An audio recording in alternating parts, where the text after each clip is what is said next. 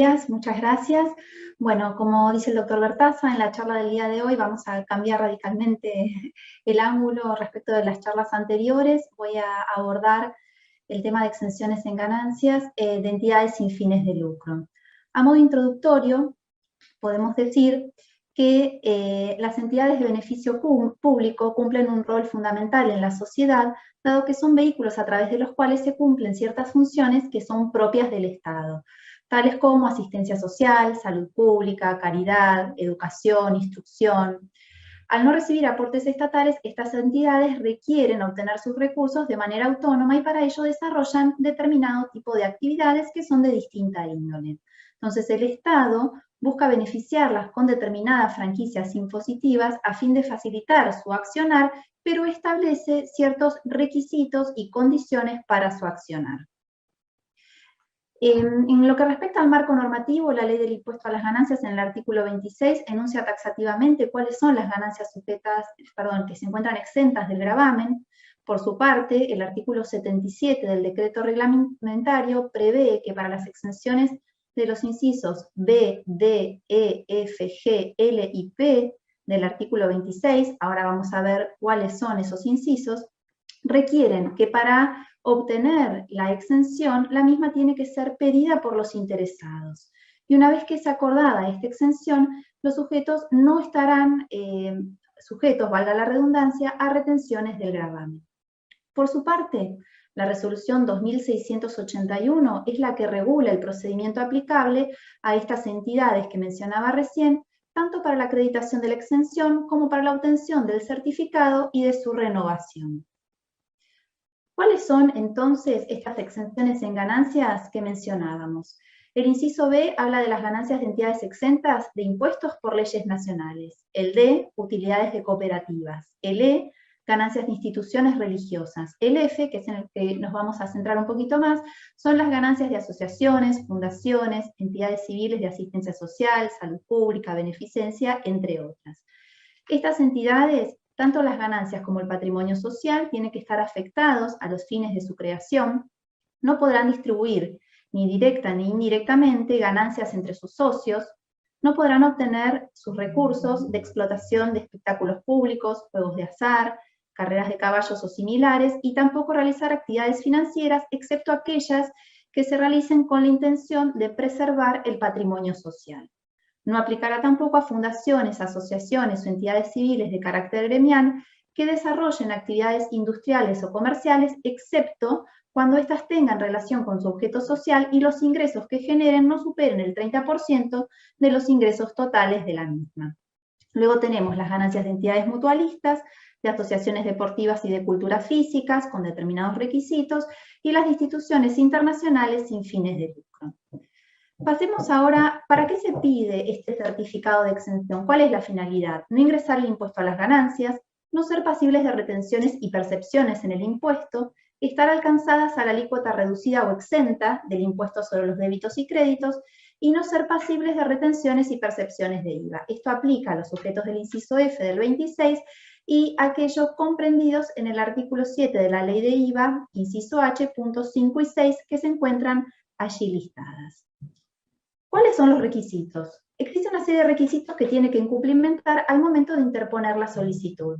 Estos son poseer quit con estado administrativo activo sin limitaciones, tener alta en ganancias y de corresponder en el IVA, tener actualizada la información sobre la forma jurídica, mes de cierre del ejercicio y actividades económicas por las cuales se va a solicitar el beneficio, tener actualizado el domicilio fiscal declarado y los domicilios de locales o establecimientos, haber cumplido cuando correspondiera con la presentación de las declaraciones de IVA, de los recursos de la Seguridad Social, de los últimos 12 periodos fiscales vencidos con anterioridad a la fecha de interposición de la solicitud, haber cumplido con la presentación de la declaración de ganancias, informe para fines fiscales cuando hubiera correspondido, y los estados contables también vencidos a la fecha de interposición de la solicitud.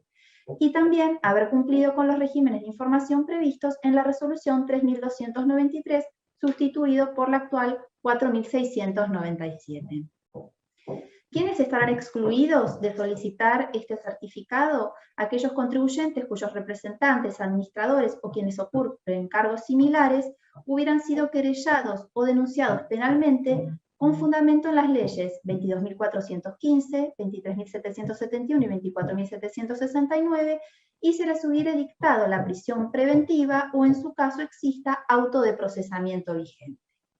Pasemos ahora al procedimiento. ¿Cuáles son las modalidades de presentación? Son dos: régimen general o régimen simplificado.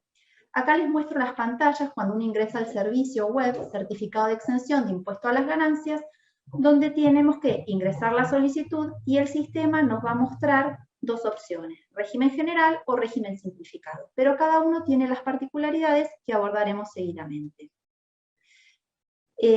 Nuevamente acá les muestro cuál es la diferencia cuando elegimos la opción por el régimen general o por el régimen simplificado. El régimen general podemos decir que básicamente son tres pasos. El primero de ellos es la presentación por transferencia electrónica de datos a través del aplicativo DGI Certificado de Exención en Ganancias, donde se genera el formulario 953. El sistema nos emitirá un ticket acuse de recibo y, de comprobarse errores o inconsistencias, se producirá el rechazo automático de la solicitud. Existe un supuesto de excepción donde, en vez de hacerlo de manera electrónica, es necesario hacer la presentación en agencia, ante inoperatividad del sistema o cuando el archivo con la información a transferir sea superior a 2 megas y por lo tanto no pueda realizarse. Obviamente también habrá que generar el formulario 953. El paso 2 es comprobar el estado de la solicitud y obtener el número de presentación asignado. Para ello hay que ingresar al servicio con clave fiscal, certificado de exención en el impuesto a las ganancias, régimen general, ingresar solicitud y completar los campos que allí se indican. También es posible realizar el seguimiento en línea de los controles formales iniciales que realiza el fisco a través de la opción consultar estado de solicitud. Esto será puesto a disposición dentro de los 2 días corridos contados desde la obtención del número de presentación. Si es rechazado el trámite por existir inconsistencias, el contribuyente podrá subsanarlas y presentar una nueva solicitud. En el caso de aceptación, esto habilitará al contribuyente a concurrir a la dependencia de AFIP para completar el trámite. Y allí es donde pasamos a lo que llamamos paso 3, que coincide con lo que sería el paso 2 del régimen simplificado y que vamos a ver en unos instantes nada más.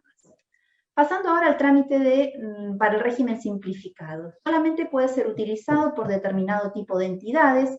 La solicitud se realiza vía web a través del servicio certificado de exención de impuesto a las ganancias, opción régimen simplificado, ingresar solicitud, como veíamos recién en las pantallas que mostraba, y habrá que seleccionar el tipo de entidad que corresponda. El sistema realizará entonces unos controles formales en línea. En caso de aceptación, emitirá un ticket acuse de recibo y asignará un número de trámite. En caso de rechazo, el contribuyente puede subsanarlo y efectuar una nueva presentación. Ahora pasemos a lo que llamábamos paso 2 para el régimen simplificado o 3 para el régimen general, tiene que ver con la admisibilidad formal. El contribuyente tiene que concurrir a la dependencia en la cual se encuentra inscrito dentro del plazo de los 12 días corridos contados desde la obtención del número de presentación y deberá aportar la documentación que establece el anexo 1 de la resolución 2681 según el tipo de entidad de que se trate y el tipo de trámite, general o simplificado. Si no se cumple dentro de ese plazo, esta presentación se considera desistimiento del trámite. Si la presentación fuera incompleta o sin las formalidades del caso, podrán subsanarse dentro del plazo indicado y se obtendrá la admisibilidad formal, pero si no se subsana, se producirá el rechazo del trámite y el contribuyente tendrá que presentar una nueva solicitud. ¿Qué es lo que ocurre cuando se presenta la documentación en condiciones? Se produce la admisibilidad formal. ¿Qué implica esto? Que el contribuyente goza de los beneficios previstos en la normativa. ¿Cómo podrá acreditar esto? Con la impresión de la constancia del estado de solicitud. Y por su parte, el agente de retención o percepción podrá verificar también el estado de dicha consulta a través de la página web del organismo fiscal.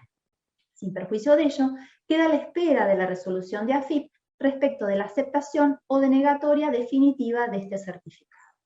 Lo que tiene que ver con la documentación a aportar, recordemos que las copias de la documentación a aportar debe estar acompañada con el respectivo original o en su defecto debidamente autenticadas por escribano público. Sin perjuicio de ello, vamos a ver que estos trámites hoy se realizan a través de presentaciones digitales.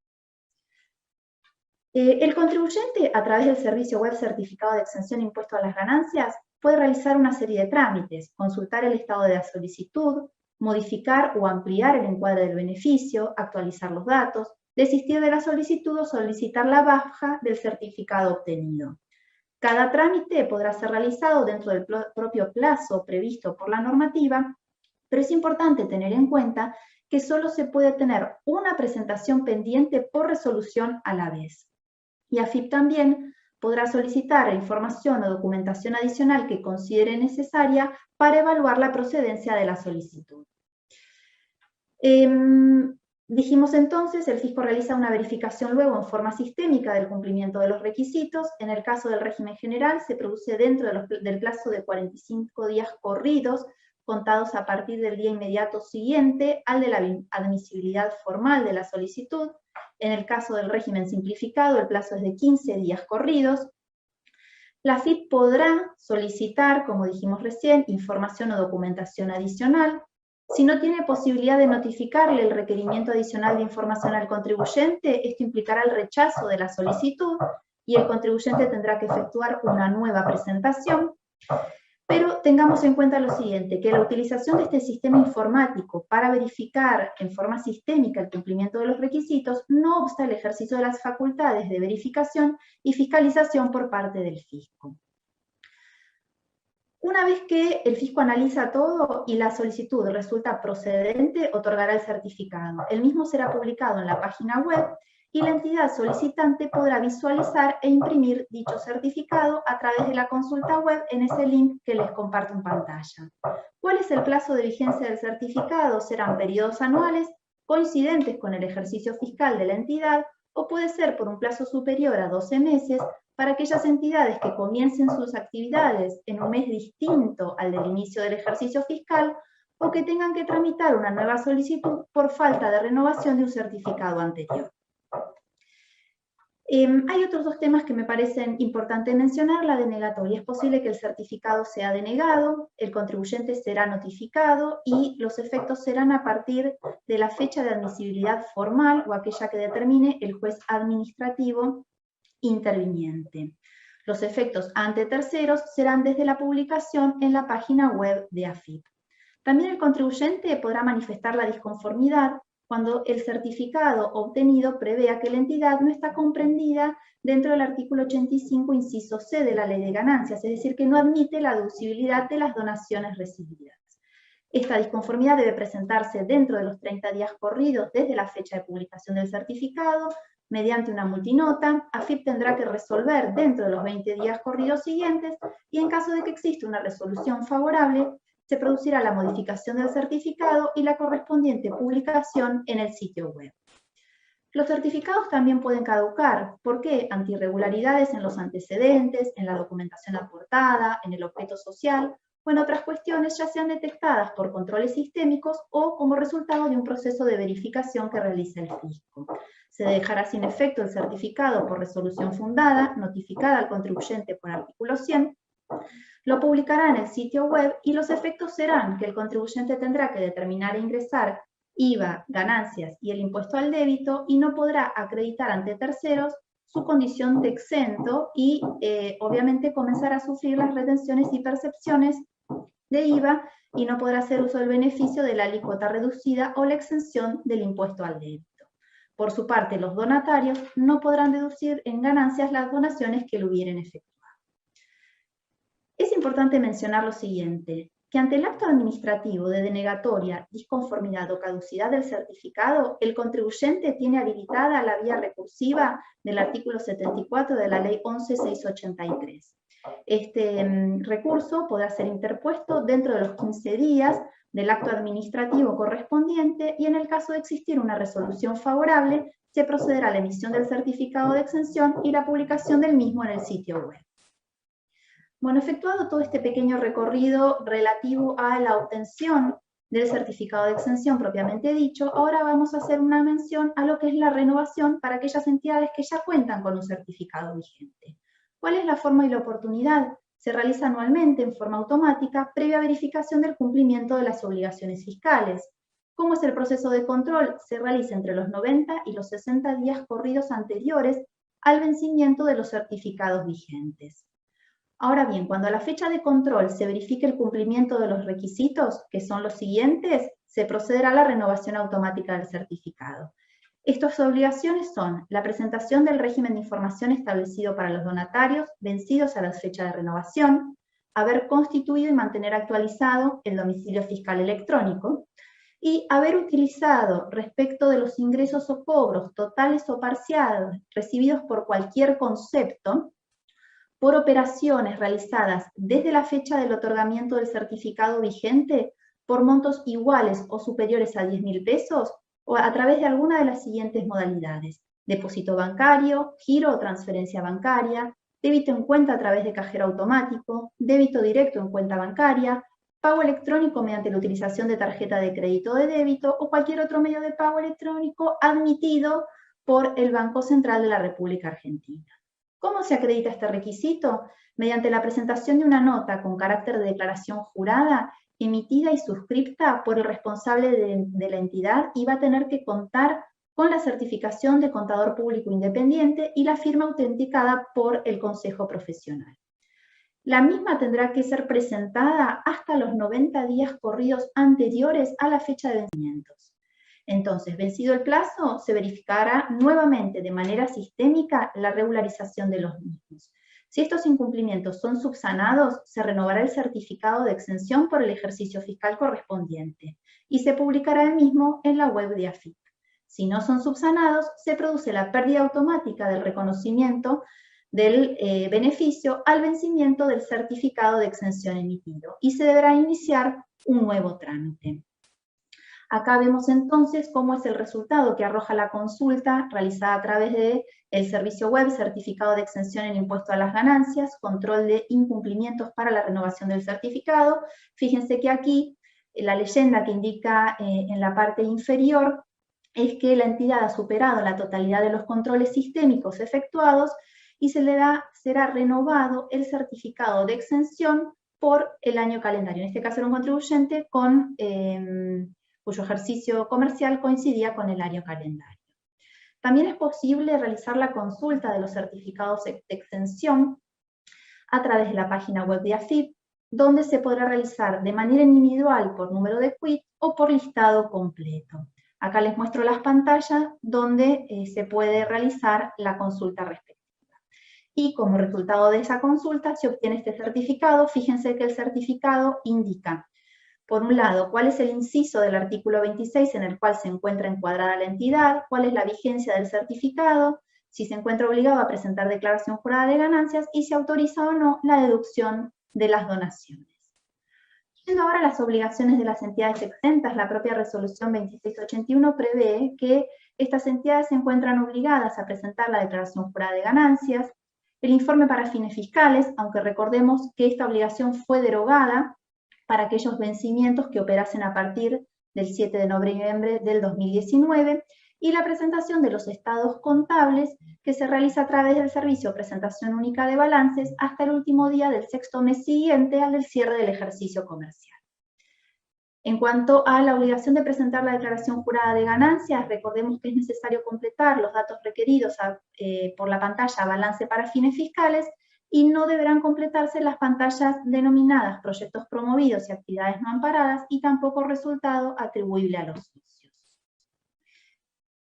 Hagamos ahora un breve paréntesis. Como mencionaba recién, todo lo que tiene que ver con el procedimiento de obtención del certificado y la renovación, la normativa prevé una primera parte que es sistémica y luego una finalización del trámite de manera presencial. Pero recordemos que, producto de la pandemia, existe una serie de trámites que obligatoriamente tienen que ser realizados de manera digital. Esta obligación está hasta el 31 de agosto del 2021 y dentro de los trámites encontramos certificado de exención impuesto a las ganancias 2681, certificado de exención para bomberos, voluntarios e instituciones religiosas. También el sistema advierte que la documentación a presentar por presentaciones digitales puede no tener las formalidades respecto a la certificación por escribano, pero sí se deberá realizar ese trámite y tenerlo a disposición del organismo ante posibles verificaciones por parte del mismo. Bueno, y para ir cerrando la presentación del día de hoy, quisiera compartirle algunas opiniones del fisco vinculados a este tema de la renovación de los certificados de exención.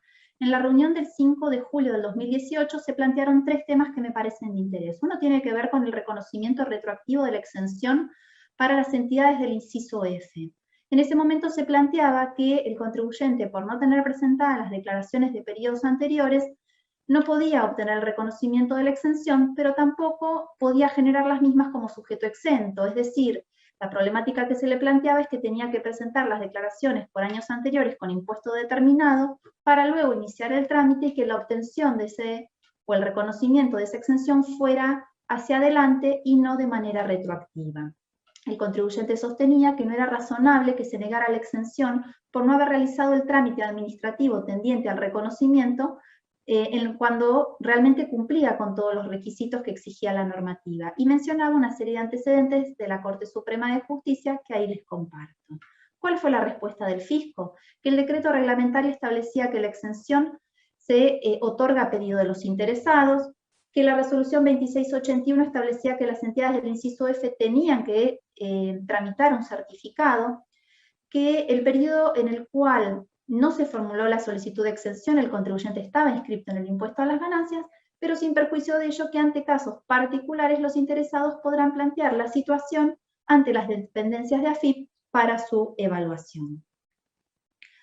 Otro tema que se planteó tenía que ver con esta obligatoriedad de que los cobros por montos iguales o superiores a 10.000 pesos sean realizados por alguno de los medios previstos en la resolución 2681, y se mencionaba que no se estaba incluyendo como medio de pago al cheque, ni tampoco aquellos procedimientos de cobranzas por entidades que revistan el carácter de prestadores de servicios públicos.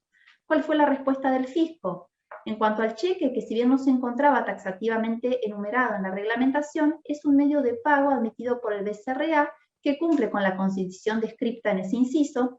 En el caso de procedimientos de cobranzas, la normativa establece que deben estar bancarizados si el importe percibido es igual o mayor a 10.000 pesos, y en cuanto a la compensación de facturas, que de no haber movimientos de dinero en efectivo por montos iguales o superiores a 10.000 pesos, no se encuadraba en lo dispuesto por el inciso C del artículo 21 de la resolución 2681. También en esta misma reunión del espacio de diálogo se planteó otra inquietud vinculada a la certificación de contador público, ¿sí? Se consultaba cuál era el periodo que tenía que comprender esta declaración jurada. ¿Por qué? Porque si la vigencia del certificado coincide con la fecha de cierre del ejercicio, los ingresos a certificar iban a ser solamente por 9 meses y no por 12. Y por otra parte, se consultaba si era posible utilizar para hacer la certificación el modelo previsto en la Resolución Técnica 37 del 2013. ¿Cuál fue la respuesta de AFIP? Que los ingresos o cobros a certificar deben comprender los 9 primeros meses del certificado vigente y había que adicionarle los 3 meses correspondientes al certificado anterior. Y si admitía la utilización del modelo de certificación de la Resolución Técnica 37. Y ya para finalizar, una consulta vinculante que se planteó en el año 2020, que también tenía que ver con este requisito establecido por el inciso C del artículo 21 de la 2681, donde se planteaba si se debían considerar los importes individualmente cobrados cuando se realizaran pagos parciales o el resumen de cuenta del mes completo, si se debía considerar el importe cobrado por el pago de servicios no incluidos en el resumen de cuenta, si se debían considerar aquellos cobros en moneda extranjera y a qué tipo de cambio, qué ocurría con los cheques de socios o de terceros, y también si aplicaba el caso puntual las conclusiones vertidas por la Corte Suprema en la causa Mera Miguel Ángel. Recordemos que en la causa Mera Miguel Ángel, la Corte Suprema confirmó la declaración de inconstitucionalidad del artículo 2 de la Ley 25.345, en tanto que ese artículo prohibía a los contribuyentes que no hubieran efectuado los pagos de sumas de dinero superiores a 1.000 pesos por alguno de los medios previstos en el artículo 1 de dicha ley, de computar las deducciones de créditos fiscales o asignarle el efecto tributario que correspondiera a esos pagos, a esas erogaciones, aun cuando se pudiera acreditar la veracidad de las operaciones. ¿Qué fue lo que respondió el fisco? En cuanto a cobro total o parcial, que lo que importa es el importe efectivamente cobrado y no el monto que surja del resumen de cuenta. En cuanto a cobros de moneda extranjera, sí se encuentran incluidos, hay que tener en cuenta el límite de los 10.000 pesos y se convertirán al tipo de cambio del Banco Nación al cierre del día anterior en el cual se concrete la operación. Los cobros de servicios mediante cheque también estarán comprendidos dentro de los medios de pago admitidos en el inciso C del artículo 21, y por último, el fisco opinó que las conclusiones vertidas por la Corte Suprema en este fallo o en la causa mera no tienen una incidencia concreta en la situación planteada en la consulta vinculante. Bueno, hasta acá un breve repaso de algunas cuestiones de interés.